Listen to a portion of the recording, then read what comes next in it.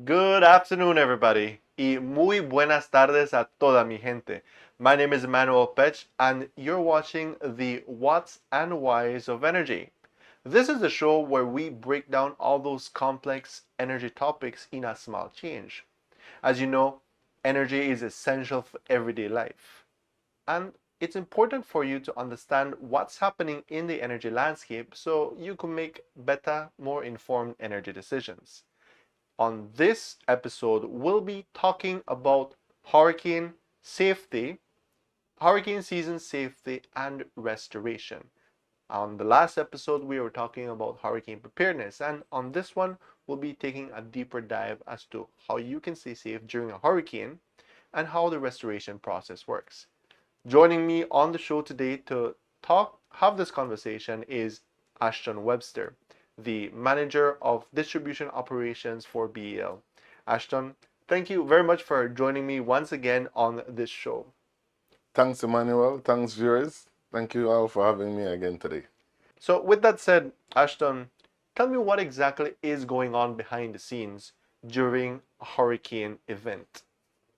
Okay, so Emmanuel, during a, a restoration, but to start off, I would say we need to go into the preparedness plan a little, right? During the preparedness plan, after we have seen intense wind, our preparedness plan have phases that we activate at stages as the storm is approaching, right? And at the end of the plan, it gets to a point where once the winds are too intense and it's unsafe for our guys to be out there, doing requests or emergency response, we would ask them to bunker down for the night, um, to weather the storm.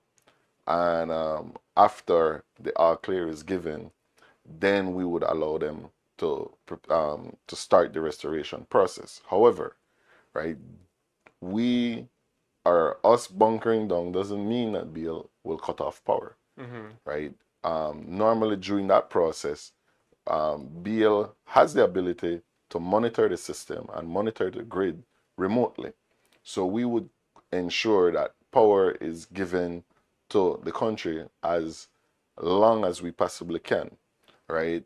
And if there's any compromised infrastructure, whether that is a line, down, or any abnormalities is found on the system, our protection device would kick in and completely cut off power to that area, right? And once that is done and that's identified by our control center, we would not restore power until we're able to inspect that area and then do the necessary repair to restore power back. It's important that you mentioned that when our system detects some abnormality, the system immediately shuts off.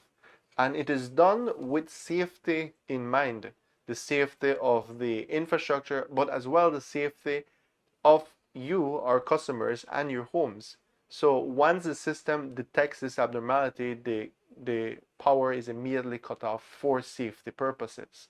And like Ashton mentioned, once power is off during a storm, it will remain off until the all clear is given by the National Emergency Management Organization, better known as NEMO, right? Now, Ashton, you made some really good points about what is happening behind the scenes, what BL is doing, but what can our customers do during this time? How can they ensure that they remain safe during a storm and immediately after a storm?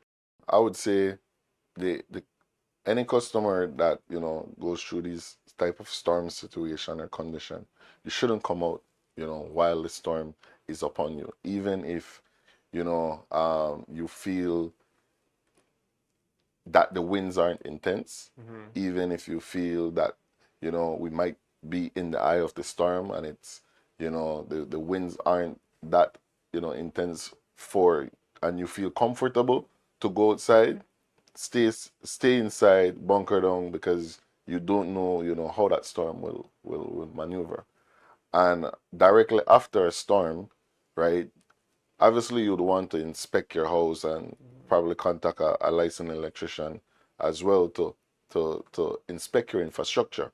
But if you want to come outside and you see any power lines down, you Mm-hmm. don't go close to these power lines. Mm-hmm. You know, we don't want you to take it for granted that, oh, you heard from BL that these tools and equipments that we have would react to down lines and it would de-energize the area. But we are the experts. We are the ones that, you know, can identify whether or not that line is actually de-energized and safe to be around, right? And BL would, you know, at that time, if at the time of you know, down lines being there, we're going to inspect it. You can call us, reach out to us, and then we're going to deem that area safe for you. Right. That's really important that you mentioned that, like you said, although our system is designed with safety in mind to cut off power when there is an abnormality or, like you said, infrastructure damage, don't assume that the power is not live. Treat all power lines just the same. And another thing, sometimes telecommunications and other utilities also use the power lines, and sometimes you might see a line on the ground that you might think, oh, this is just a cable line, it's not an electrical line. But don't assume. Treat all cables just the same for the safety of yourself and your family. Just stay clear out of those down power lines.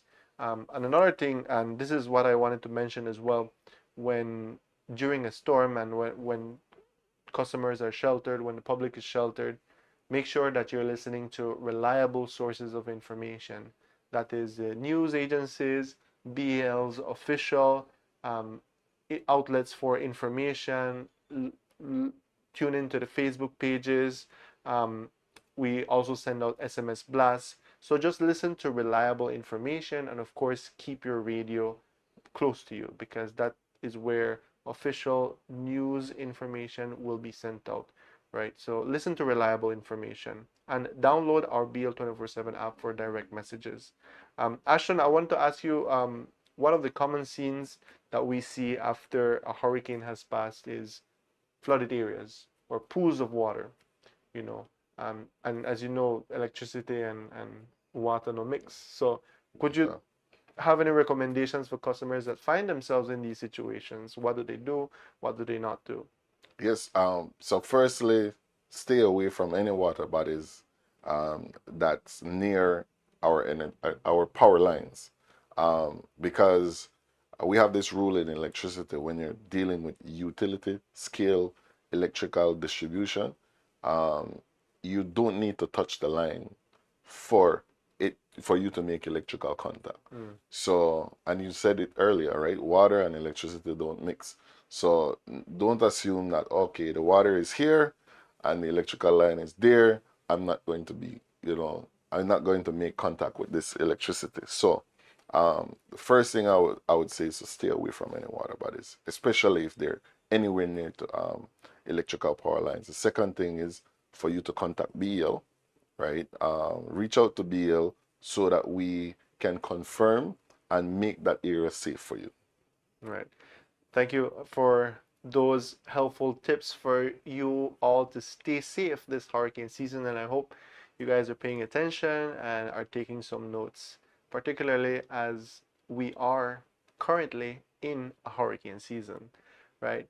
Now, Ashton, okay, so Nemo has already declared, let's just put a scenario out there, right? Nemo, the storm has passed, Nemo has declared that it is safe to come outside. The typical, the iconic green flag is flown, right? And they have announced the all clear. What happens after that? How does BL start to mobilize to restore? Okay, so we start off all our restoration efforts with doing proper inspection and evaluation of our infrastructure. So, however, we obviously have, you know, infrastructure across the country. So we need to identify by these areas by priorities. First priority is the IPPs. right? Which is our independent power producers, the people that we purchase electricity from.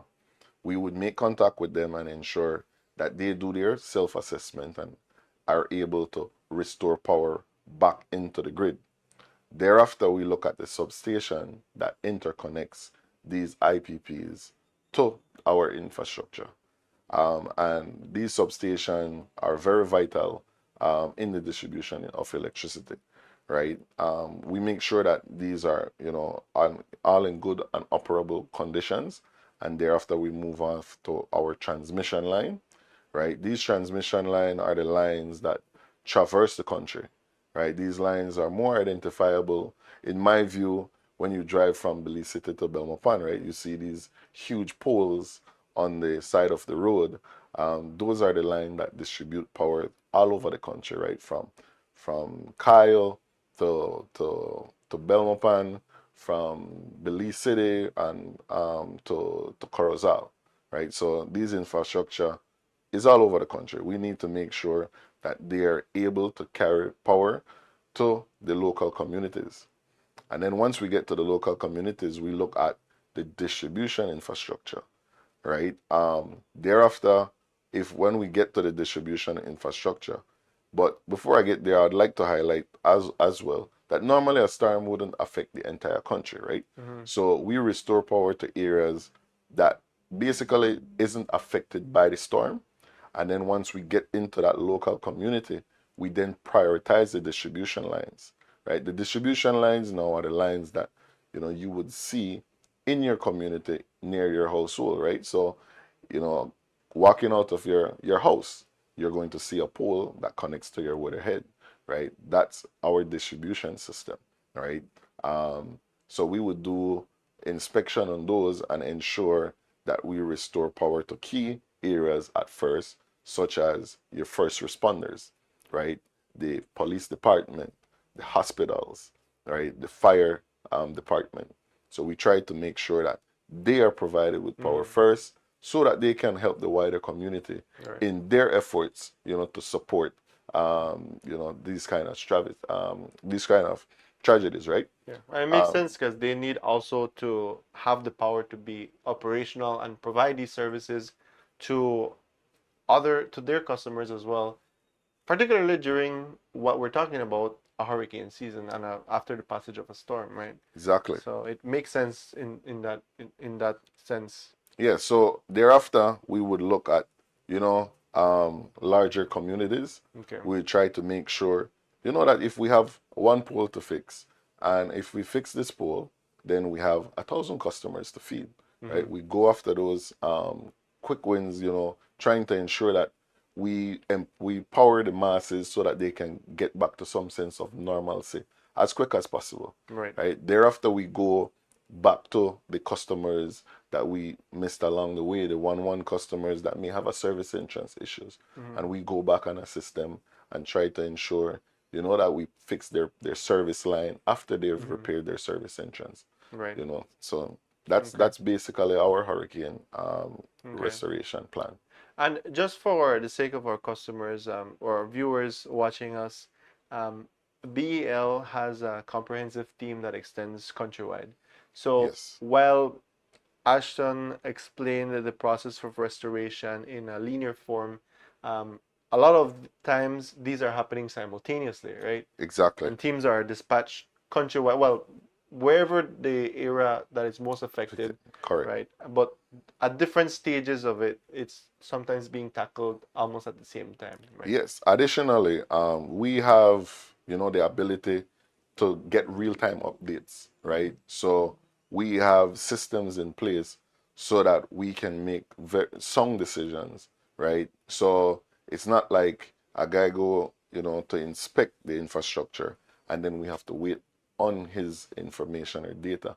That is sent real time using the technology that we have at our disposal, and we're able to make decisions as the data comes in. Okay, excellent. And just to emphasize once more, when as soon as the all clear is given, that is when the restoration plan starts to, or the restoration process starts to kick in. That's right? correct. As soon as that iconic green flag, the all clear, is issued, BEL mobilizes and begins its process of restoration, beginning like with what you said, the taking down of information, data, and coming up with a solid plan to restore power as quickly as possible. That's Right. correct. So thank you very much for that comprehensive explanation of what happens behind the scenes and how we go about to restore power. Now, we've reached once again to my favorite part of the show where we do a giveaway. And of course, if you've been paying keen attention to the show, to this episode, this question will be so easy for you.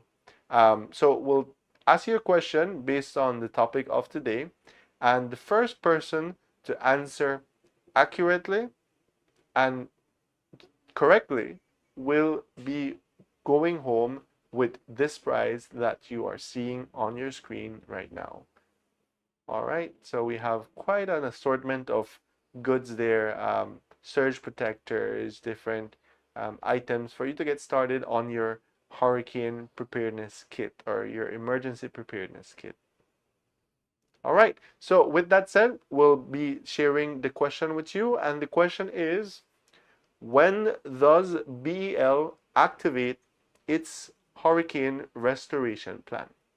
So again, when does BEL activate its hurricane restoration plan? There you go. I hope you're typing it in the chat. If you've been listening, at least for the past 5 minutes, this answer will be super easy for you because we did mention it. We did mention this on the show. So I hope you've been paying attention and are able to answer this correctly. All right. So for the person that wins the prize, be sure to send us a Facebook private message on Facebook so that we can arrange for the delivery of your prize. We will announce the winner of this prize at the end of the show, or rather after the show. We'll be publishing it on our Facebook page. So follow us and look out for that. Now, Ashton, I'd like to thank you for once again taking the time out and joining us to having this important conversation, and to informing our viewers of what really goes on behind the scenes during a hurricane. Sure, Emmanuel. Thanks for having me. Thanks for having me, viewers. I hope everyone learned from this experience. Right. And it was a pleasure being here. All right. Thank you so much, Ashton. And thank you to our viewers for tuning in and for joining on the discussion. If you learned one thing new today, then this was a successful show. Thank you all so much for joining. My name is Emmanuel Petch, and as always, we wish you a great weekend. Stay safe, stay informed, and we'll see you next time on the What's and Whys of Energy.